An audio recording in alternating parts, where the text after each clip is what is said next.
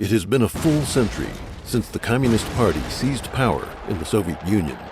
According to records compiled by the U.S. Congress, communist regimes were responsible for the deaths of at least 100 million people. The Black Book of Communism details this history of murder.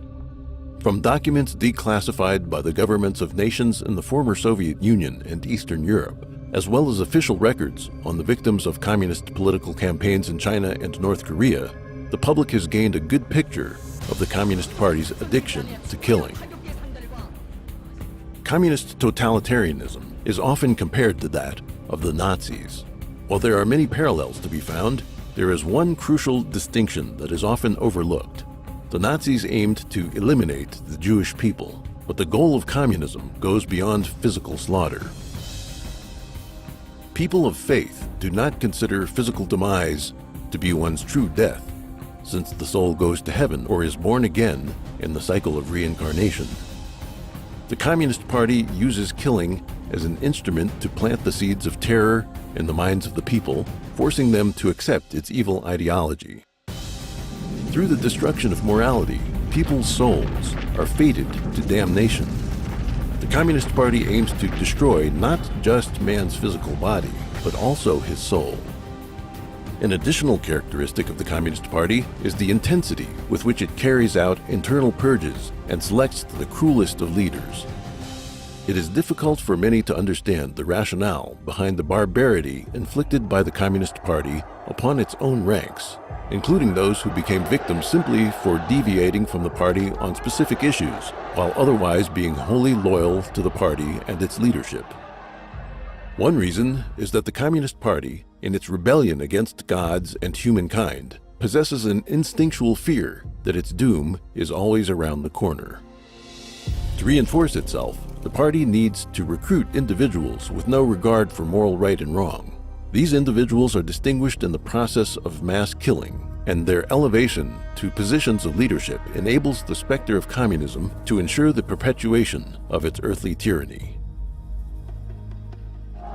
In 1989, the Chinese Communist Party, CCP, cadres who refused to participate in the June 4th Tiananmen Square massacre were purged. Jiang Zemin, who demonstrated his cruelty during the events, was promoted to become leader of the CCP.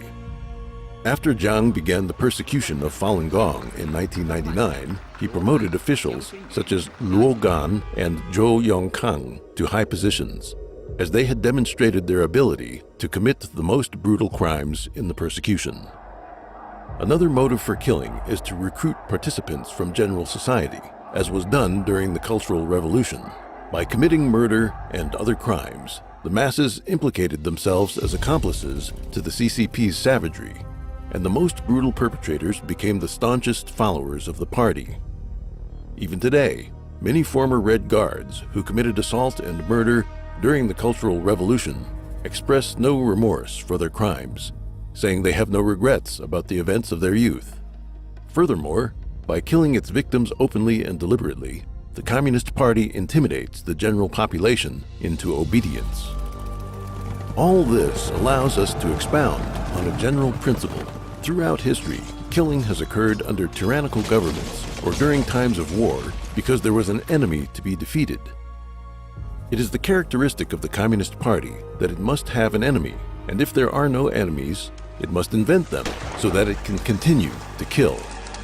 In a country like China, with its long history and rich culture, the Communist Party could not achieve its aims without continuous killing.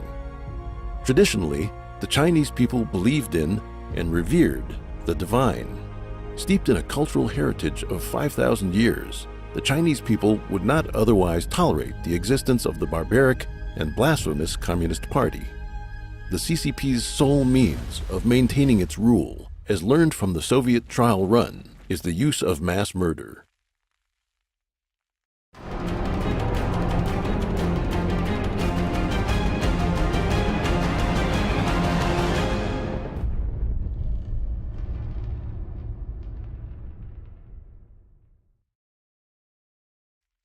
One, the violent foundations of communist rule. Being the embodiment of an evil specter, communism's starting point could not be anything other than dishonorable. After Karl Marx proclaimed that, quote, "a specter is haunting Europe, the specter of communism," bandits and ruffians established the Paris Commune, laying waste to the French capital and its unparalleled works of art and culture. In Russia and China, the Communist Party of the Soviet Union, CPSU, and the CCP seized power through despicable acts of conspiracy and bloodshed. A. The rise of the Soviet Communists.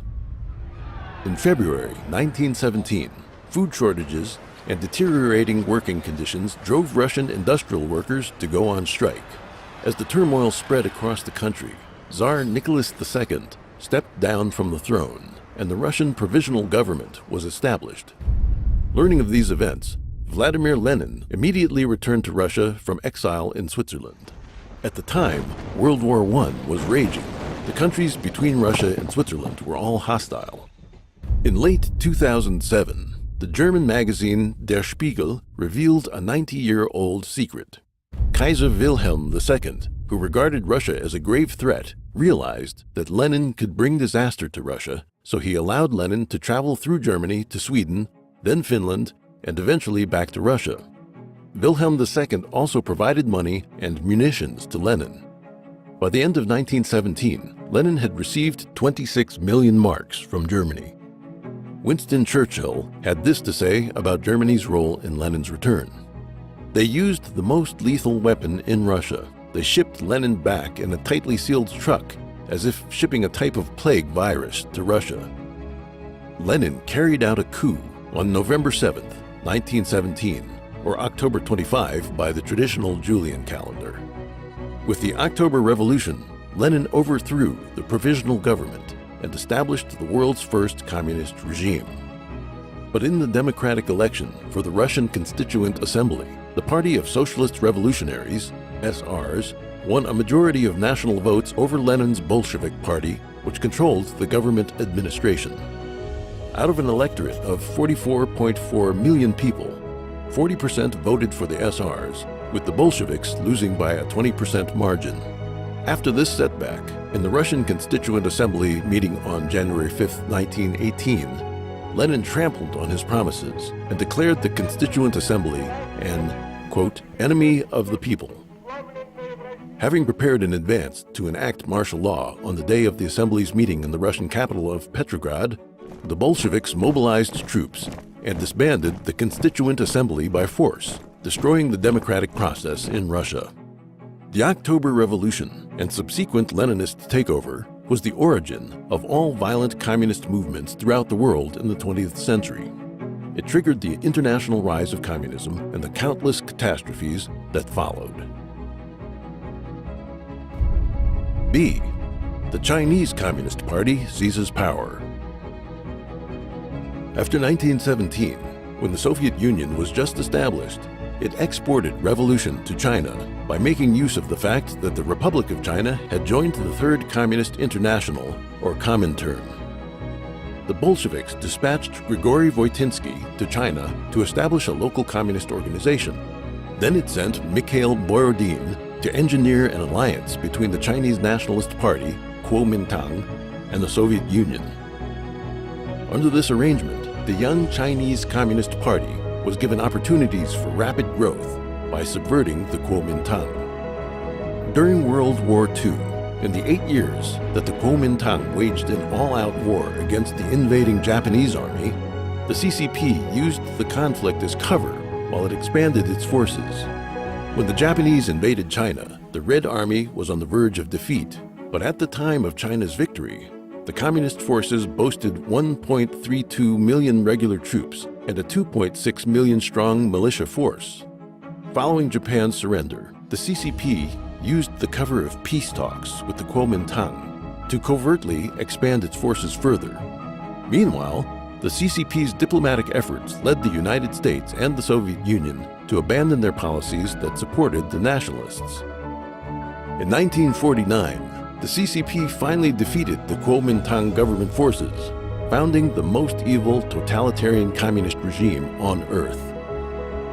At this high point in the history of the world communist movement, it controlled 1/3 of humanity and the world's land area, as it comprised Russia and China, the world's largest nations by size and population. Communist governments extended across large swaths of Europe and Asia, and many countries in Africa, South America, and Southeast Asia became clients or allies of the Communist Party of the Soviet Union or the Chinese Communist Party. Millions of people gave their lives on the battlefields of World War II, yet the unexpected result was the rapid expansion of totalitarian communism.